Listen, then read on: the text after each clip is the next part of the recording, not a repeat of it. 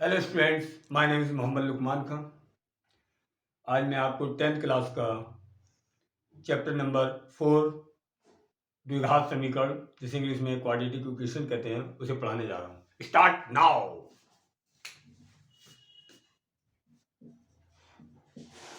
द्विघात समीकरण, क्वाड्रेटिक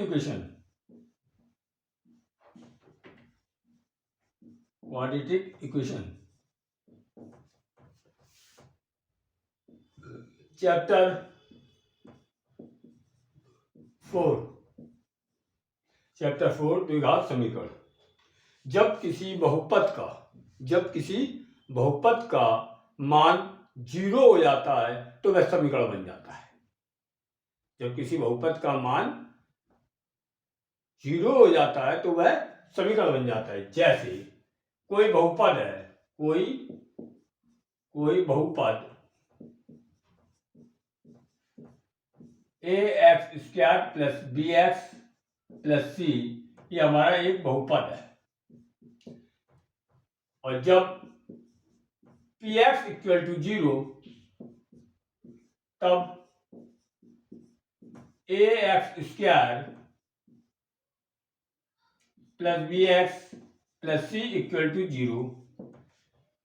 यह द्विघात समीकरण का व्यापक समीकरण है। यह द्विघात समीकरण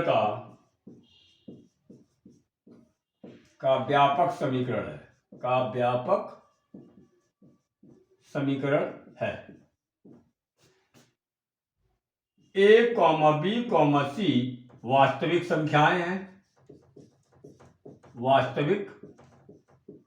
संख्याएं हैं, लेकिन a 0 के बराबर नहीं है। b और c तो 0 हो सकता है, लेकिन a 0 के बराबर नहीं है। a, b, c कैसी है? वास्तविक संख्याएं हैं। क्लियर? उदाहरण देखिए इसके। देखिए, द्विघात समीकरण में अधिकतम घात 2 होना चाहिए।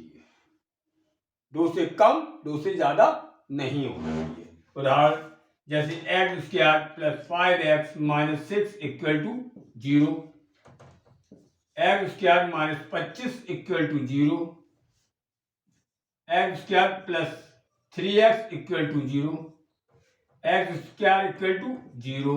ये सभी हमारे द्विघात समीकरण के उदाहरण है। देखिए, इसमें x की अधिकतम घात कितनी है? 2 है, और x² का गुणांक 0 नहीं है। बाकी सब 0 हो सकते हैं, कोई दिक्कत नहीं। b 0 हो सकता है, c 0 हो सकता है, यदि इन दोनों में कोई एक 0 हो सकता है, चलेगा। तो द्विघात समीकरण क्या है? लेकिन अधिकतम घात 2 होना चाहिए। क्लियर? अब हम आपको एक्सरसाइज कराते हैं।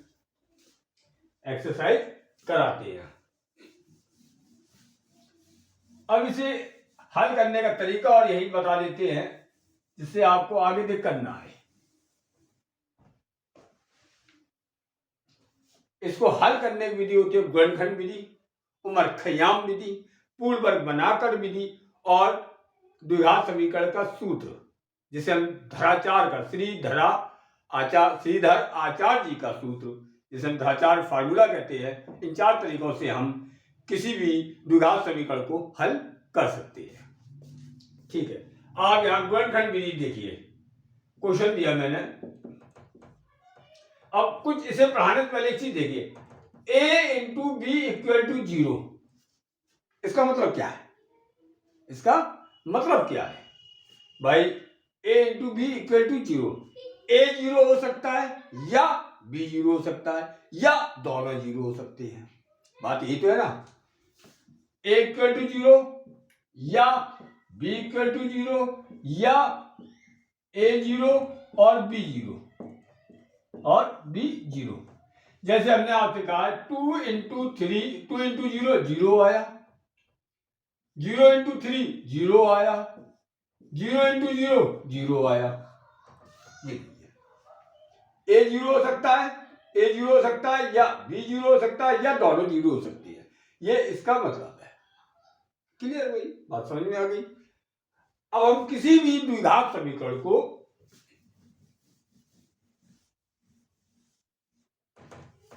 जैसे ये हमारा द्विघात समीकरण है, x² minus 5x plus 6 equal to 0 को गुणनखंड विधि द्वारा हल कीजिए। गुणनखंड विधि द्वारा हल करो। चलिए क्वेश्चन दिया जी, कुछ नहीं आप करना जानते हैं, मैंने आपको पढ़ाया x² minus 5x plus 6 equal to 0। 6 के खंड करेगा आपने 2 3 3 1। 6 के हमने अभाज्य गुणनखंड करे तो कितना आया 2 गुणा 3 इक्वल टू 6 और जोड़ने पर कितना आ रहा 5, क्योंकि तीसरा खंड कैसा है प्लस का। तो x² माइनस 5 ये लिख दिया 2 plus 3 x plus 6 equal to 0। x² minus 2x minus plus minus 3x plus 6 equal to 0। x common लिया, दोनों के ग्रुप बना लिए, x माइनस 2 माइनस 3 कॉमन लिया, माइनस कॉमन लेते हैं साइन चेंज हो जाते हैं, x माइनस 2 इक्वल टू 0। अब पूरे में कॉमन क्या आया हमारा x minus 2 x minus 3 equal to 0, x minus 2 equal to 0, x equal to 2। यहां से देखिए x minus 3 equal to 0, x equal to 3। तो द्विघात समीकरण में जितने मूल होंगे, जितनी इसकी घात हैगी उतने ही उसके मूल होंगे। ये x के मान ही हमारे इस समीकरण के हल कहलाता है, इस समीकरण के मूल कहलाता है। इसी को हम कह देते हैं अल्फा बराबर 2 और बीटा बराबर 3, जहां अल्फा कॉमा बीटा इस समीकरण के मूल हैंगे। यही अल्फा कहलाता है, यही बीटा कहलाता है। x का प्रत्येक मान, x के 2 मान निकल के आ रहे हैं, x के प्रत्येक मान इस समीकरण को संतुष्ट करेगा। x का प्रत्येक, अगर ये इसके मूल हैं तो इस समीकरण को क्या करेगा संतुष्ट करेगा। x की जगह 2 रख दीजिए, 2 का square minus 5 into 2 plus 6 4 minus 10 plus 6 10 minus 10 0 संतुष्ट कर रहा है। ऐसे 3 रखेंगे वो भी संतुष्ट करेगा। तो द्विघात समीकरण में x के दोनों मान समीकरण को संतुष्ट करेंगे। क्लियर। अब इसी क्वेश्चन को हम आपके लगाते हैं, अब इसको उतार लीजिए, नोट्स बनाते जाना बेटा, नोट्स बनाते जाना।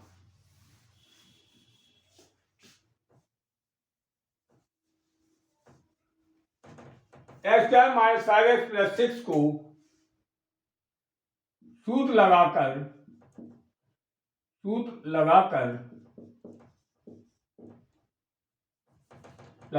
हल करो। हल करने का सूत्र क्या होता है देखिए, इसका सूत्र ये होता है हल x² minus 5x plus 6 equal to 0, ax² plus bx plus c equal to 0 से तुलना करने पर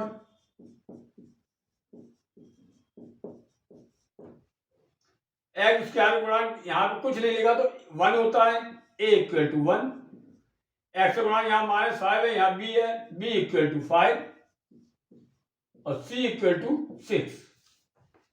यह हमारे आपके एबीसी की वैल्यू आ गई है।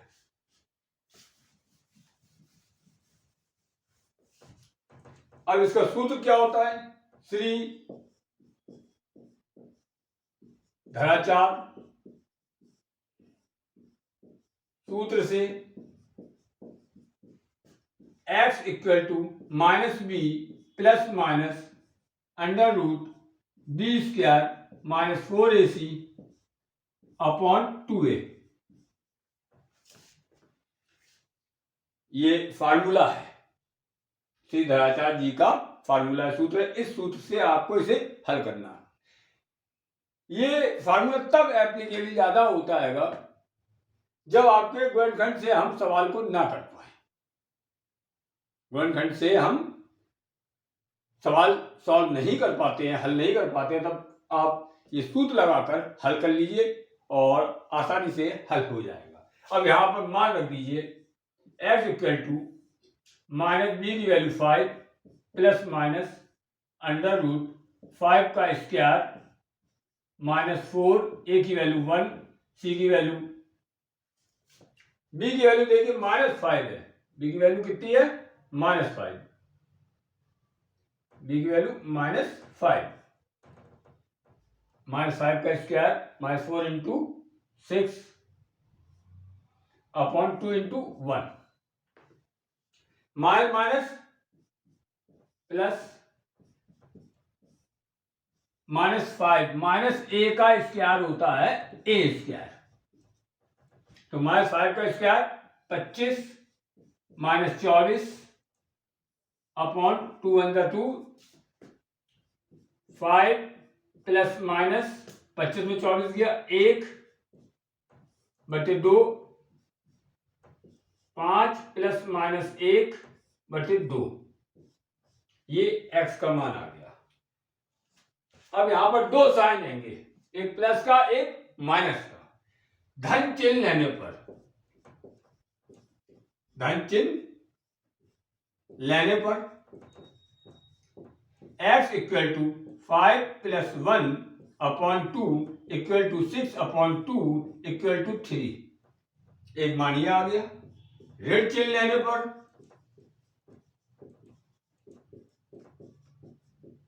x equal to 5 minus 1 upon 2, इन दो साइन में पहले प्लस का ले लिया फिर माइनस का ले लिया, 5 में 1 गया 4, 4 बटे 2 इक्वल टू 2, ये हल हो गया हमारा, ये हमारा क्वेश्चन हल हो गया, सूत्र से मैंने इसको हल कर दिया है,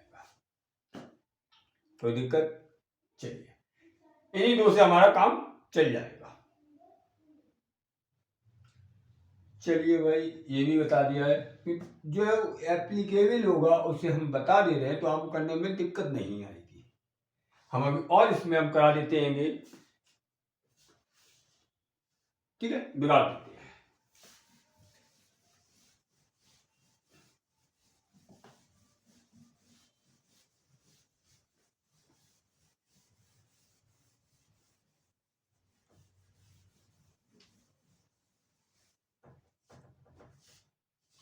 मूलों की प्रकृति, मूलों की प्रकृति, नेचर ऑफ रूट,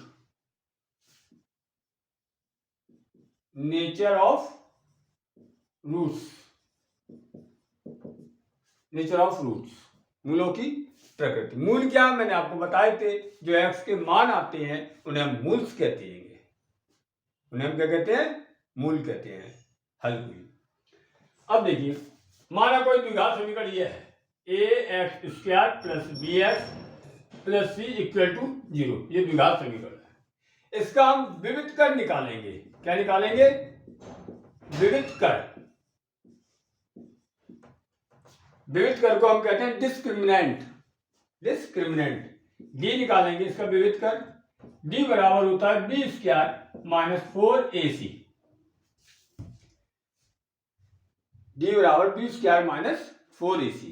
नंबर 1, यदि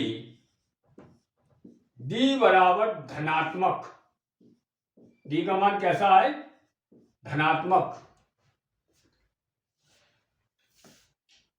या करके इसे क्या लिखेंगे, d is greater than 0, d का मान, जिधर ये चिमटा खुला होता है वो बड़ा होता है और जिधर चिमटा छोटा होता है कनेक्ट होता है ये छोटा है, तो मतलब 0 छोटा है d से, या d बड़ा है 0 से, d बड़ा है 0 से, तो ये d बड़ा है 0 से मतलब हो गया धनात्मक, इसे ऐसे लिखो या ऐसे लिखो बात एक ही है।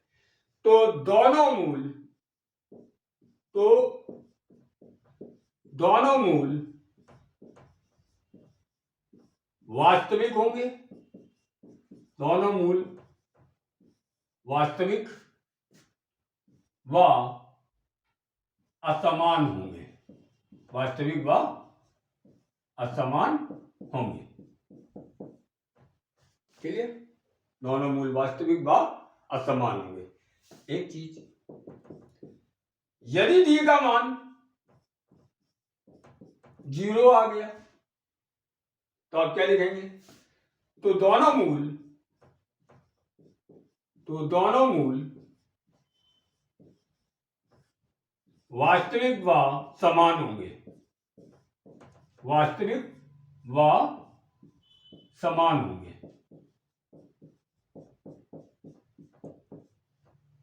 तीसरी बात,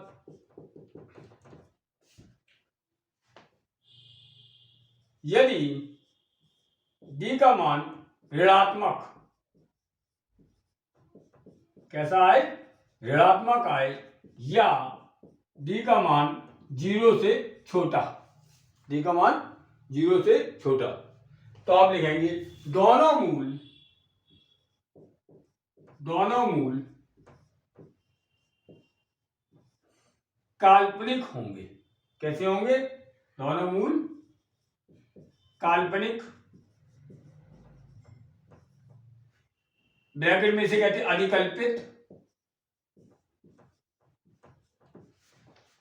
अधिकल्पित या वास्तविक नहीं,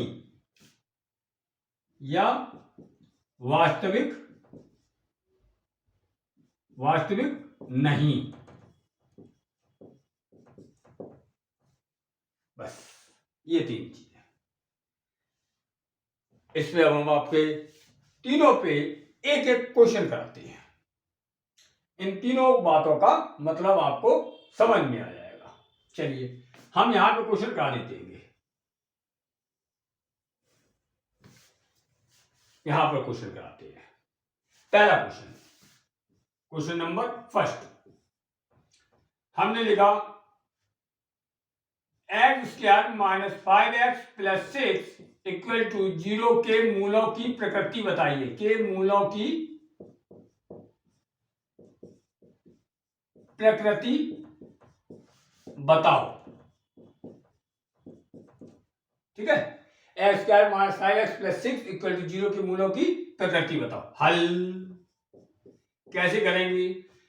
ax² + bx + c = 0 से तुलना करने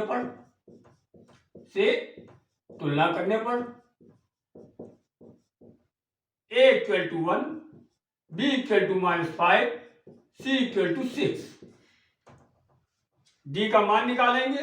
d किसे कहते हैं? विविध कर को। विविध कर d² = b² - 4ac, b का मान -5 का स्क्वायर -4, a का मान 1, c का मान 6, तो कितना आ गया? 25 - 24 = 1, और 1 = धनात्मक। 1 कैसा है? धनात्मक है। देखिए d कैसा आया? धनात्मक। तो आप क्या लिखेंगे? दोनों मूल वास्तविक व असमान होंगे। दोनों मूल वास्तविक व असमान। तो आप लिखेंगे दोनों मूल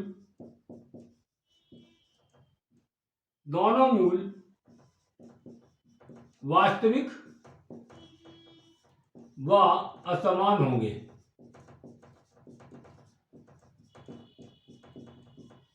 दोनों मूल वास्तविक व असमान होंगे। मैंने इस क्वेश्चन को यहां पे आपको मूलों की प्रकृति बता दी। अब दूसरा क्वेश्चन, दूसरे में 2 कराएंगे क्वेश्चन। इसमें दूसरा क्वेश्चन देखिए, क्वेश्चन नंबर 2। ठीक है, हमने क्वेश्चन दिया x² - 4x + 4 = 0 के मूलों की प्रकृति बताइए। के मूलों की प्रकृति बताओ। हल x² - 4x + 4 = 0, ax² + bx + c = 0 से तुलना करने पर, a = 1, x² 1, b = -4 और c = 4। क्लियर। अब यहाँ पे आप विविधकल निकालेंगे, विविधकल मतलब डी निकालेंगे, डी इक्वल टू होता है B square minus 4ac, B का मान -4 का स्क्वायर -4, ए का मान 1 और सी का मान 4, -4 का स्क्वायर 16 -16 इक्वल टू 0। यदि डी इक्वल टू 0 आ गया तो अब क्या कहेंगे, दोनों मूल वास्तविक व समान होंगे। दोनों मूल वास्तविक व समान होंगे।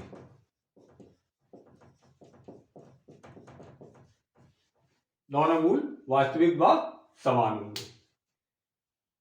ठीक है। अब तीसरा क्वेश्चन देख लीजिए आप। तीसरा क्वेश्चन,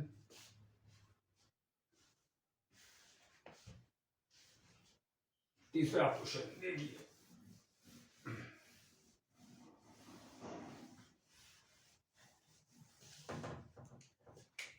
क्वेश्चन नंबर 3,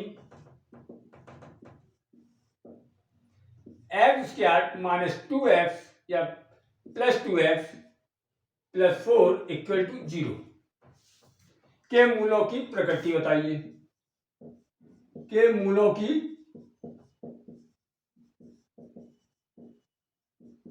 प्रकृति बताओ। हल, X square plus 2x plus 4 equal to 0, A x square plus B x plus C equal to 0 से तुलना करने पर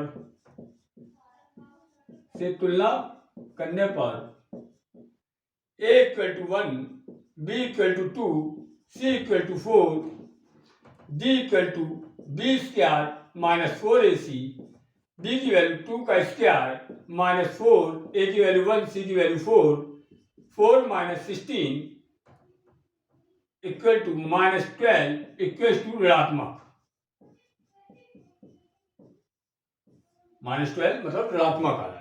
और जब ऋणात्मक आता है डी का मान तो हम क्या कहते हैं, दोनों मूल काल्पनिक या वास्तविक नहीं, दोनों मूल काल्पनिक होंगे। दोनों मूल काल्पनिक होंगे, क्योंकि काल्पनिक मूल जोड़े में आते हैं। दोनों मूल काल्पनिक, और ब्रैकेट में लिख दो अधिकल्पित, अधिकल्पित होंगे। दोनों मूल काल्पनिक या अधिकल्पित होंगे। क्लियर। अब इस पर एक क्वेश्चन आता है, एक या 2-3 क्वेश्चन हम इस पे करा सकते हैं। आप देखिए मजा आएगा। फिर वर्ड प्रॉब्लम वाले क्वेश्चन आते होंगे। ठीक है।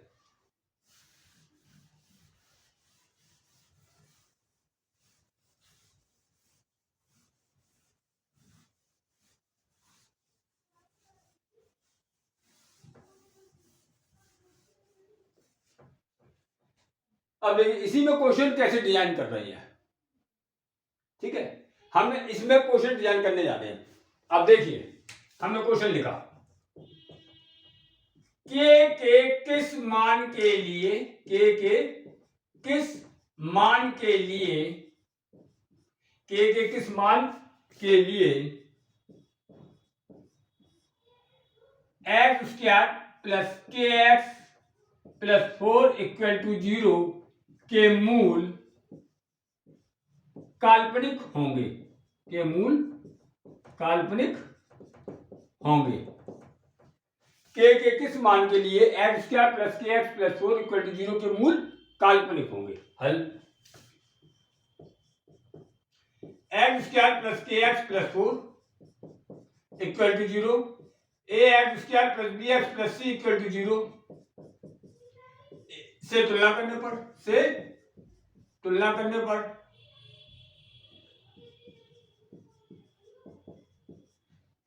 ए equal to 1, B equal to K, C equal to 4। ठीक है। अब काल्पनिक मूल के लिए, काल्पनिक मूल के लिए, काल्पनिक मूल के लिए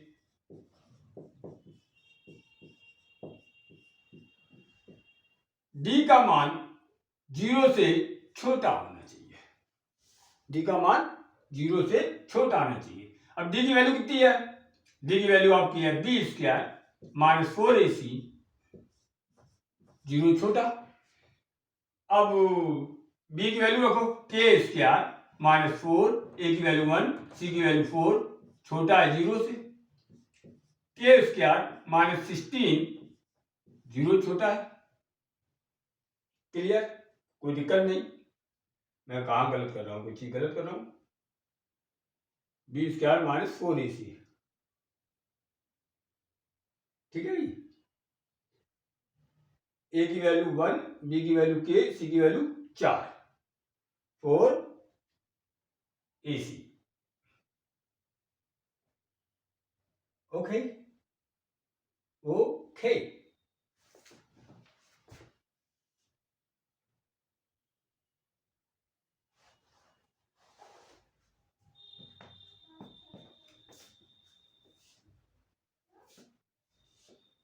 ठीक है, ये कंडीशन होती है, डी का मान 0 से छोटा होना चाहिए, बी स्क्वायर माइनस 4ac 0 छोटा है। तो अब यहां पर आप देखिए के स्क्वायर थोड़ा सा अटपटा सा हो रहा है, लेकिन बताऊंगा मैं यहाँ पे पूरी बात बताऊंगा।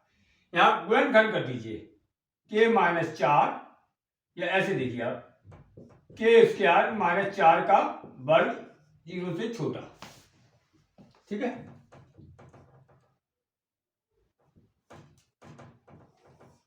अब यहां देखिए के माइनस 4, के प्लस 4, 0 से छोटा।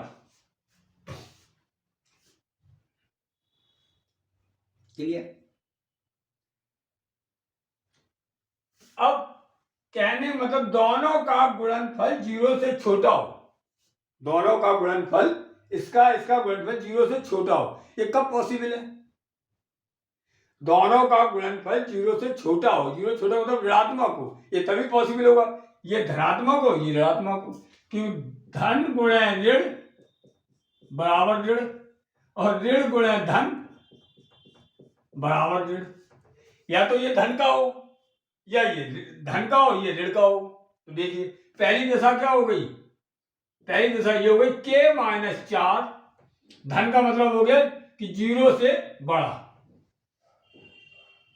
और इसी के आगे चलेंगे, और यहां पे आइए के प्लस 4, 0 से छोटा। तो यहां से कितना आ गया के का मान, के का मान आ गया 4, इधर ले गए 4 से बड़ा, और या नहीं लगाने, ये अलग चीज हो गई, और के का मान माइनस 4 से छोटा। के का मान 4 से बड़ा हो और के का मान माइनस 4 से छोटा हो। चलिए भाई, एक कंडीशन ये आ गई। दूसरी कंडीशन देखिए, अब ये वाला ऋण का हो, ये वाला ऋण का हो, ये धन का हो, तो दूसरी दिशा में क्या आ जाएगा, के माइनस 4, 0 से छोटा, और के प्लस 4, 0 से बड़ा। तो यहां से कितना आ गया, के का मान 4 में लेंगे ना, 4 से छोटा हो, और के का मान माइनस 4 से बड़ा हो। के का मान 4 से छोटा हो, के का मान माइनस 4 से बड़ा हो। अब ये दोनों वैल्यू को इकट्ठा लिखना चाहते हैं, ये दोनों वैल्यू को हम इकट्ठा लिखना चाहते हैं। तो देखिए आंसर कितना आएगा। देखिए 10th में आप अगर इतना भी लिखाएंगे सही है, अगर जब 11, 12 वगैरह में आएंगे तो उसकी और डिटेल पढ़ाई जाएगी, फंक्शन में हम बहुत अच्छा पढ़ाएंगे। ये अब देखिए हमने एक नंबर लाइन बनाई है, ये क्या बनाई, नंबर लाइन। 0 1 2 3 4, 1 2 3 4, ठीक है। ये हमारा प्लस इन्फिनिटी हो गया, ये माइनस इन्फिनिटी हो गया। 0 से सीधे हाथ में जाएंगे, प्लस का इन्फिनिटी नंबर बढ़ाएंगे, और ये माइनस का इन्फिनिटी। यहां पर देखिए आप 1 2 3 4, -1 -2 -3 -4। ये अब पहली कंडीशन में क्या है, के का मान 4 से बड़ा हो, 4 से बड़ा, और k का मान -4 से छोटा हो।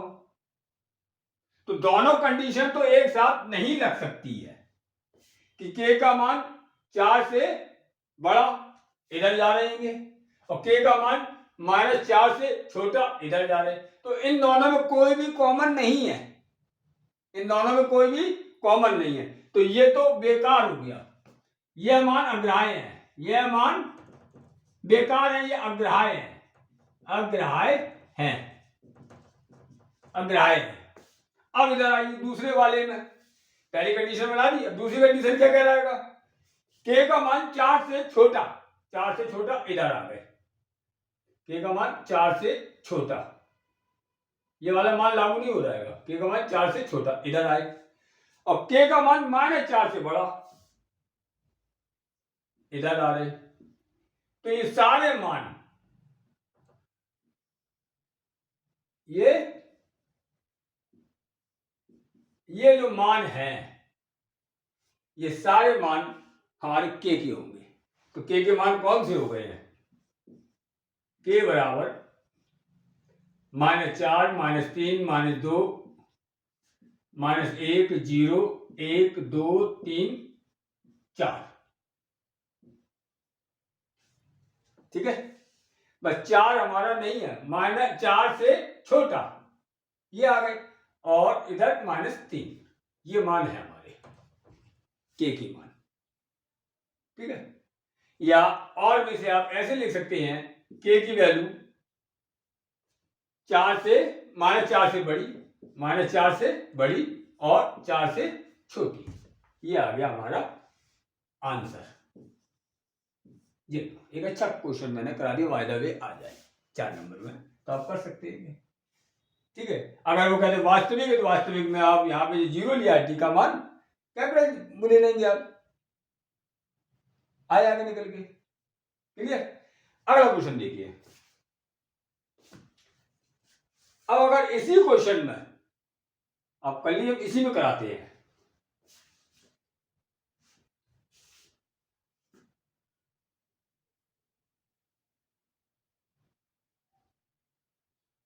अगला क्वेश्चन देखिए, k के किस मान के लिए x² + kx + 0 के मूल, ये ले भैया, के मूल वास्तविक होंगे, के मूल कैसे होंगे, वास्तविक होंगे, ये। अब क्वेश्चन मैंने ये बना दिया है, अगला क्वेश्चन, यानी 1, 2, 3 और ये 4, ये 5वां क्वेश्चन हो गया। के किस मान के लिए के मूल वास्तविक होंगे, तो अब देखिए साहब, से तुलना करने पर ये आ गया, वास्तविक के लिए क्या आएगी, यहां लिखेंगे वास्तविक मूल के लिए, वास्तविक मूल के लिए d का मान 0 से बड़ा हो और बराबर हो, d का मान 0 से बड़ा और बराबर हो, ये लो भाई, ये लो, ये लो, ये लो और ये लो, और ये हमारा ये लो, ठीक है। ये मैंने बिगाड़ दिया, इससे हमें मतलब ही नहीं है, इतना कर लिया है। अब ये आपके 0 से बड़ा या 0 से बराबर कब होगा, जब के माइनस दोनों धनात्मक हो, ये भाई धन गुणे धन, धन, ऋण गुणे ऋण धन, या तो दोनों धनात्मक हो या दोनों ऋणात्मक हो, या तो दोनों धनात्मक हो या दोनों ऋणात्मक हो। तो धनात्मक के लिए क्या आ जाएगा, ये और बाबू ये दोनों धनात्मक, तो ये हमारा ये आ गया और ये हमारा ये आ गया। एक दूसरी कंडीशन क्या होगी, या दोनों ऋणात्मक हो, दोनों ऋणात्मक हो, ये लो और ये लो, तो यहां से ये आ गया हमारा और यहां से ये आ गया, ये चीज आ गई है। अब इतना कर दिया है, अब यहाँ पे नंबर लाइन बनाएंगे। क्या बनाएंगे? Number line. तो कह रहा है के का दोनों में जो के का मान वेनिस्ट होगा वो हम लेंगे। के का मान 4 से बड़ा और बराबर, के का मान 4 से बड़ा और बराबर, -4 से बड़ा और बराबर। बहुत सही। के का मान 4 से बड़ा, ये भैया लो, ये मान हमारा आपके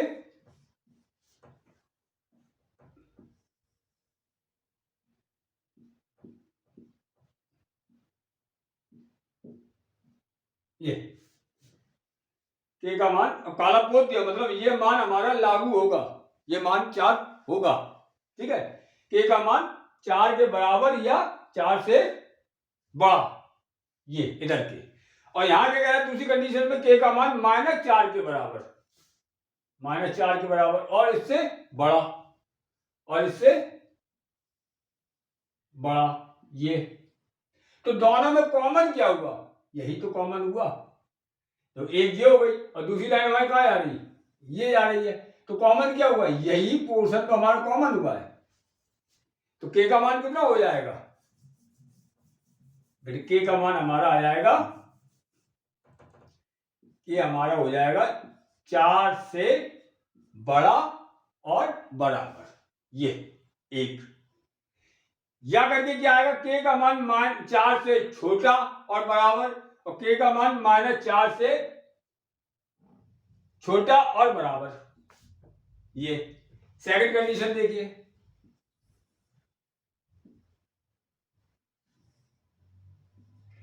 1 2 3 4, 1 2 3 4 प्लस इन्फिनिटी माइनस इन्फिनिटी। के का मान क्या कह रहा है आपसे? 4 से छोटा, 1 2 3 4, 0 -1 -2 -3 -4। तो 4 से छोटा, ये लो भाई, ये यहां से ये पूरी लाइन हमारी आ गई, ये आ गई 4 से छोटा और बराबर। और दूसरा क्या है? के का मान -4 से छोटा और बराबर,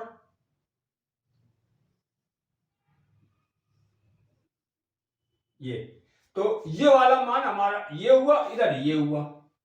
तो हमारा के का मान कितना आ जाएगा? के का मान -4 से छोटा और बराबर, के का मान 4 से बड़ा और बराबर ये होगा, या के का मान -4 से छोटा और बराबर ये होगा। के ये दोनों मान रखेंगे आप, तो देखिए आप कॉमन आ रहेगा, -4 से छोटा या बराबर। -4 छोटा एग्जिट हो जाएंगे, -5 -6 ये। तो ये दोनों मान हमारे आपके के कैसे आएंगे? इस समीकरण को वास्तविक होने के लिए के का मान ये होगा, 4 से बड़ा या बराबर और -4 से छोटा या बराबर। क्लियर? दो अच्छे क्वेश्चन कराएंगे। अब आपके एक इसमें लास्ट क्वेश्चन कराते हैं, इसमें फिर नेक्स्ट वीडियो में हम आपको इस एक्सरसाइज के क्वेश्चन कराएंगे। नेक्स्ट वीडियो में हम आपको इस एक्सरसाइज के क्वेश्चन कराएंगे। अब उन क्वेश्चनों को करने में बहुत आसानी होगी। ठीक है, चलिए मैं अब बिगाड़ देता हूं इसको।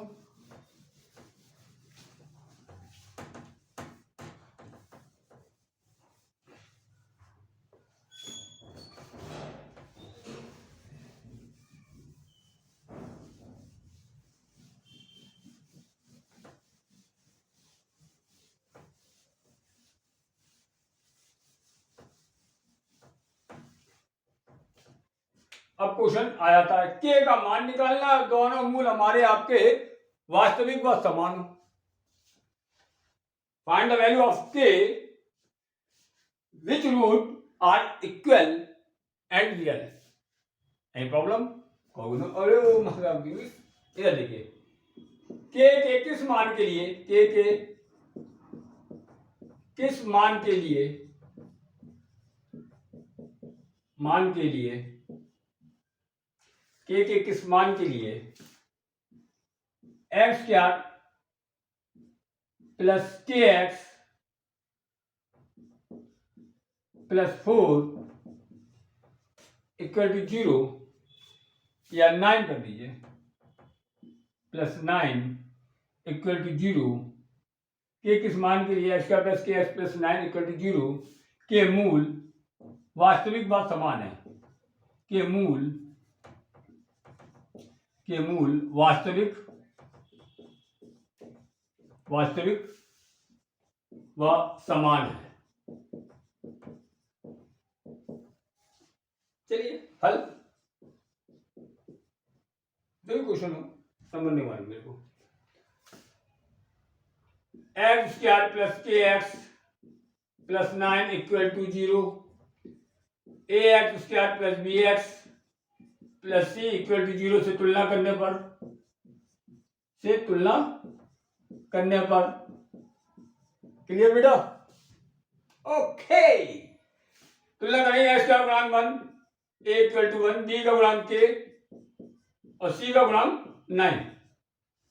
जब तुलना करी तो ए बी सी की वैल्यू कितनी आ गई? ए की वैल्यू 1, बी की वैल्यू के, सी की वैल्यू 9। और कह रहा है आपको, ये दिया है आपको, के मूल वास्तविक व समान है। ठीक है, तो डी निकालेंगे। क्या निकालेंगे? डी निकालेंगे। D equal to B square minus 4ac, d की value k square minus 4 into 1 into 9, k square minus 36। ये डी की वैल्यू आ गई। प्रश्नानुसार दोनों मूल वास्तविक व समान है, ये दिया है, ये आपको क्या है? दिया है। दोनों मूल वास्तविक व समान है, वास्तविक व समान है। जो समान हैं अर्थात डी इक्वल टू 0, अर्थात डी इक्वल टू 0। उसकी शर्त है, ये कंडीशन है, प्रतिबंध है। तो डी के क्या रख देंगे आप? 0 रख देंगे। 0 इक्वल टू के स्क्वायर माइनस 36, तो के स्क्वायर इक्वल टू 36, तो के का मान √36, के बराबर प्लस माइनस 6, वर्गमूल लेते हैं प्लस माइनस आता है, क्योंकि की वैल्यू प्लस 6 रखो तब भी आपके डी का मान 0 आएगा, माइनस 6 रखो तब भी डी का मान 0 आएगा। ये हो गया है। तो बच्चों, आज की पढ़ाई यहीं तक।